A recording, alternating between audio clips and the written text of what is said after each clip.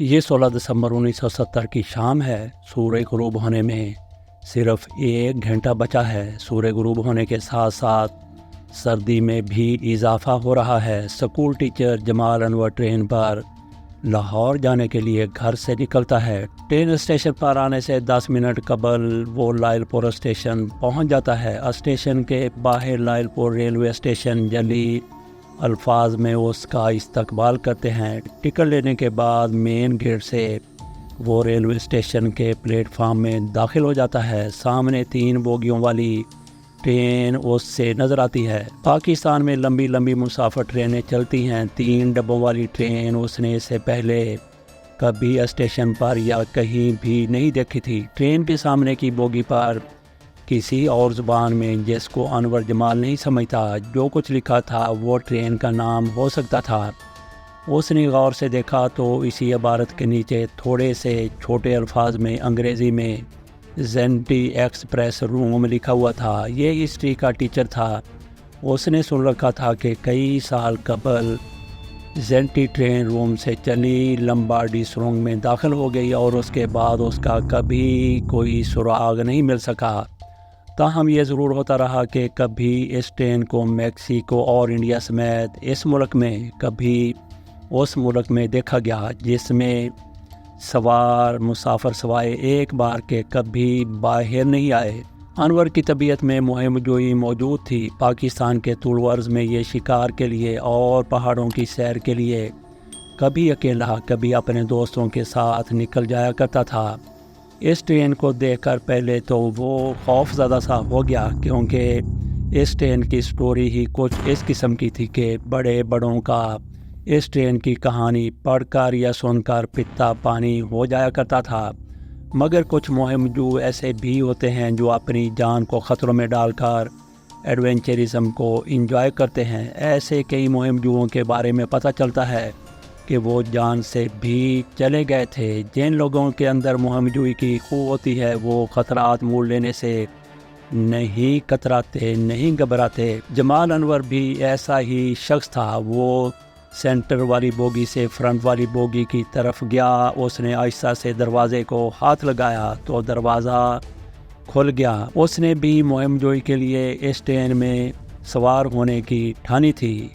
یہ اس کے اندر داخل ہو گیا۔ اتفاق سے عین اس موقع پر جب یہ ٹرین میں سوار ہو رہا تھا تو ایک 24 سال کی لڑکی نے اسے دیکھا اور بغیر سوچے سمجھے اور کوئی انکوائری یا تصدیق کیے سینٹر والی بوگی میں سوار ہو گئی۔ بعد میں پتہ چلا کہ اس لڑکی کا نام سائمہ تھا۔ وہ اسی شہر کے نواحی گاؤں کی رہنے والی تھی۔ یہ سرکاری ہاسپٹل لاہور کی نرس تھی۔ اس نے لاہور جانے والی ٹرین میں سوار ہونا تھا۔ وہ شاید اسی ٹرین کو لاہور والی ٹرین سمجھ کے اس میں سوار ہو گئی تھی۔ انور کے جیسے ہی ٹرین کے اندر دونوں قدم جاتے ہیں، دروازہ بند ہو جاتا ہے اور ٹرین تھوڑے سے وقفے کے بعد چل پڑتی ہے۔ سائمہ کی 2 سال قبل شادی ہوئی تھی۔ اس کا خاوند نوید بینک مینیجر تھا۔ یہ جوڑا لاہور میں رہائش پذیر تھا۔ سائمہ اپنے والدین سے 1-2 دن کے لیے ملنے لاہور سے لائل پور آئی تھی۔ وہ اس ٹرین پر سوار ہو گئی جو ٹرین کا کبھی اپنی اور سائمہ کی منزل پر نہ پہنچ سکی۔ طویل عرصے تک سائمہ کے گھر والوں نے اس کا انتظار کیا اور پھر صبر کر کے بیٹھ گئے۔ سائمہ کی تو کبھی واپسی نہ ہو سکی، مگر جمال انور کے مطابق وہ بھی کبھی لاہور نہیں پہنچ سکا تھا۔ جمال انور ٹرین میں سوار ہوتا ہے تو سامنے ایک سیٹ خالی تھی۔ ٹرین میں موسم معتدل تھا، نہ گرمی نہ سردی تھی۔ سیٹ پر بیٹھنے کے لیے آگے بڑھتے ہوئے اس نے مسافروں کا جائزہ لیا تو سارے مسافر بالکل خاموش بیٹھے ہوئے تھے۔ ان کے اندر کوئی حرکت نہیں تھی، نہ وہ ایک دوسرے کے ساتھ بات کر رہے تھے، نہ ہل جل رہے تھے، لیکن سارے کے سارے زندہ تھے۔ ان کے چہرے کسی بھی تاثر سے عاری تھے۔ وہ آنکھیں جھپکا رہے تھے۔ ان میں عورتیں تھیں، ان میں نوجوان تھے اور ان میں بچے بھی شامل تھے۔ جمال انور کہتا ہے کہ 10 منٹ گزرے ہوں گے کہ ان میں سے پچھلی سیٹوں سے ایک شخص اٹھا۔ اس نے میرا بازو پکڑا اور کچھ بڑبڑاتے ہوئے مجھے ٹرین سے اترنے کا اشارہ کیا۔ ट्रेन उस वक्त रुक चुकी थी। उसने जो कुछ कहा वो मेरी समझ में नहीं आ सका। शायद वही ज़ुबान बोल रहा हो जिसमें ट्रेन के बाहर जेंटी एक्सप्रेस रूम लिखा हुआ था। अंदर का माहौल इस कदर पुर असरार था कि मुझे खौफ महसूस होने लगा। मेरी एडवेंचरिज्म की ख्वाहिश कहीं दफन हो चुकी थी। मैं उनके बारे में कुछ नहीं कह सकता कि बोगी के अंदर बैठे हुए तमाम के तमाम लोग वो मरीज़ थे, रूबोट थे या फिर जनाजे थे। मैंने दरवाज़े की तरफ हाथ बढ़ाया तो मेरा हाथ लगने से कबल ही खुदकार तरीके से दरवाज़ा खुलता चला गया। ट्रेन से नीचे उतरा तो ये प्लेटफार्म के दरमियान में नहीं बल्कि उसके शुरू में ही ट्रेन रुकी हुई थी। ट्रेन जितनी देर भी चलती रही और अब जबकि मुझे उतारने के बाद फिर ये रवाना हो चुकी थी। किसी एक मौके पर भी उसके इंजन की आवाज़ और ट्रेन की छक छक सुनाई नहीं दी, जिसने मेरे खौफ में मज़ीद इजाफा कर दिया। जमाल अनवर कहता है कि मुझे नहीं पता था कि मैं कहाँ हूँ, किस शहर में हूँ, किस स्टेशन पे हूँ। मुझे तो लायलपुर से लाहौर जाना था। मैंने घड़ी देखी तो ट्रेन में सवार होने से उतरने तक 10 मिनट हुए थे। दफ़ातन मेरी नज़र प्लेटफार्म के शुरू में लगे हुए बोर्ड पर पड़ी तो फैसलाबाद लिखा हुआ था। गोया मैं फैसलाबाद रेलवे स्टेशन पर था। मैंने इस शहर का नाम पहले कभी नहीं सुना था। मैं शशोपंज में पड़ गया कि ये कौन सा स्टेशन है जो ट्रेन के 10 मिनट चलने के बाद आ गया। ऐसा स्टेशन किसी नवाई इलाके का हो सकता है, मगर ये कोई बड़ा रेलवे स्टेशन और उसका प्लेटफार्म भी लंबा चौड़ा था। चंद कदम के फासले पर फ्रूट, टी स्टॉल और दीगर अशिया के ठेले और दुकानें मौजूद थी। उनमें से सबसे करीब वाले के पास जाकर मैंने पूछा, लायलपुर जाने वाली ट्रेन कब आएगी? यहाँ पे रुकेगी भी या नहीं रुकेगी? उस शख्स ने हैरान होकर मुझे पाँव से सर तक देखा, फिर सर से पाँव तक देखा। ये क्रिटिकल लायलपुरी था। उसने कहा, नवा आया है सोनिया, ये लायलपुरी है, लेकिन इसका नाम कई साल पहले शाह फैसल के नाम पर फैसलाबाद रख दिया गया था। मुझे याद था कि मैं जब घर से निकला था तो ये 1970 और 16 दिसंबर का दिन था।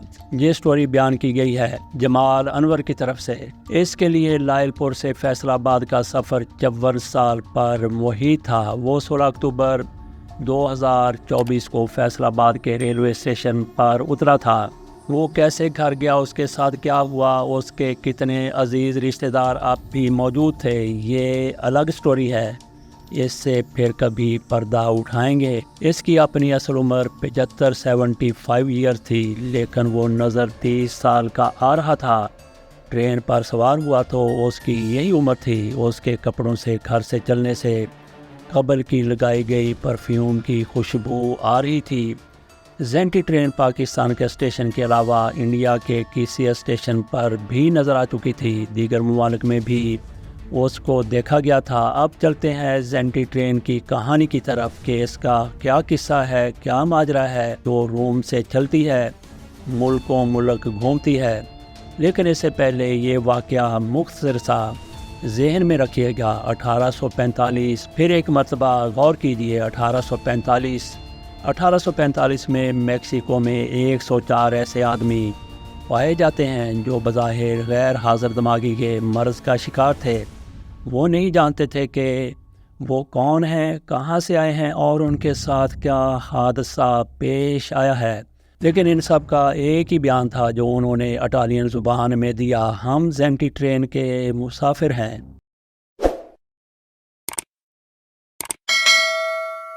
अब आ जाते हैं जेंटी ट्रेन की कहानी की तरफ।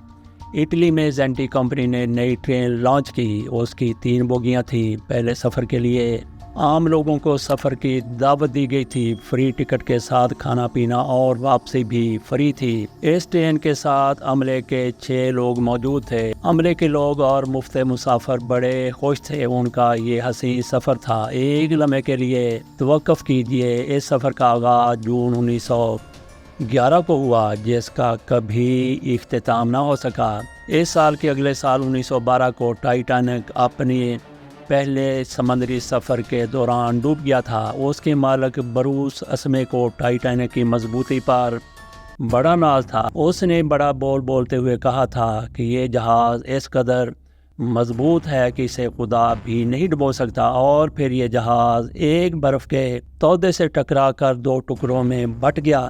زینٹی ٹرین کا بھی یہ پہلا سفر تھا، نہ ختم ہونے والا سفر۔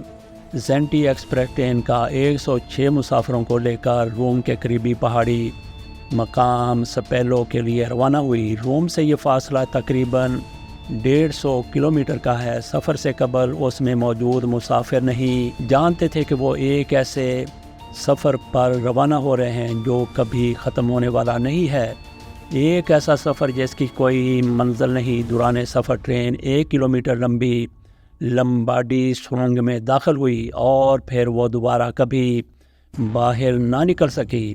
ابتدا میں خیال کیا گیا کہ شاید سرنگ کے اندر اسے کوئی حادثہ پیش آ گیا ہو، جس پر روم کی پولیس اور ریلوے حکام جائے حادثہ پر پہنچے۔ مشاہدہ کی غرض سے سرنگ کے اندر داخل ہو کر سکتے میں آ گئے۔ وہاں اس ٹرین یا اس کی باقیات کا نام و نشان تک نہیں تھا۔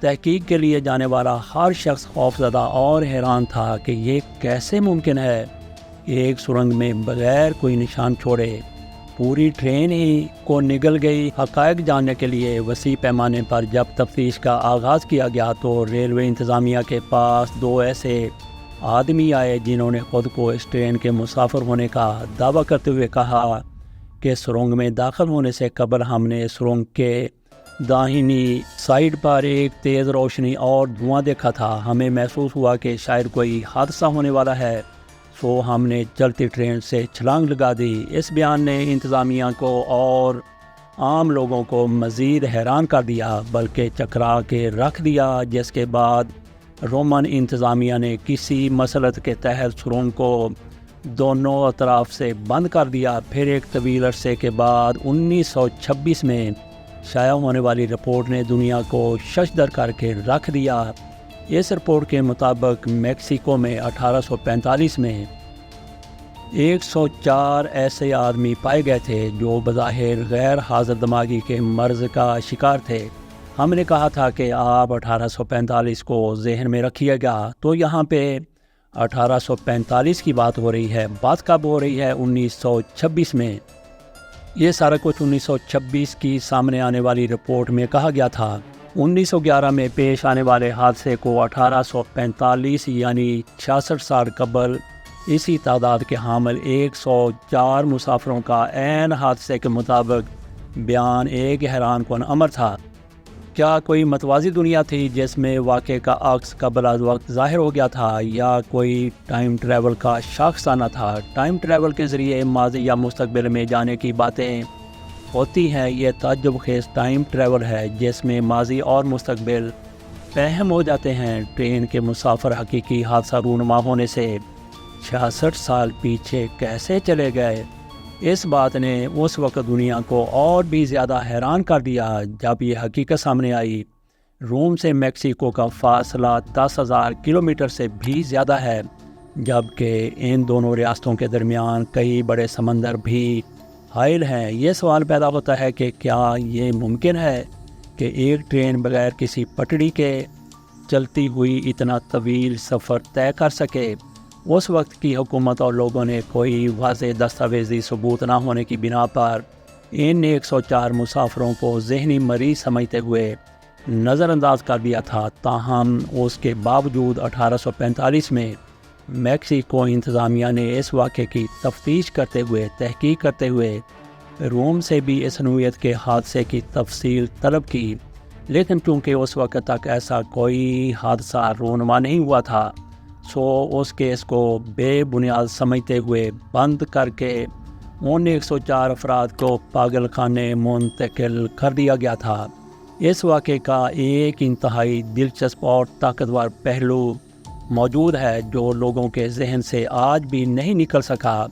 104 مسافروں میں سے ایک سے سگریٹ باکس برآمد ہوا جس پر نہ صرف ڈن ہل کمپنی کا مونوگرام تھا بلکہ اس پر 1907 ء کا سال بھی درج تھا۔ ڈن ہل لانچ بھی 1907 میں ہوا تھا۔ 1907 میں بننے والے سگریٹ کا باکس 1845 میں ایک مسافر سے برآمد ہوا۔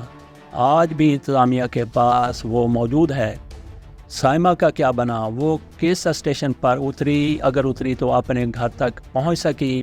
یہ بھی ہو سکتا ہے کہ وہ اب بھی ٹرین میں موجود ہو اور کسی بھی وقت اپنے گھر لوٹ آئے۔ اگر وہ واپس آتی ہے تو یہ بھی بہت بڑی مسٹری ہوگی۔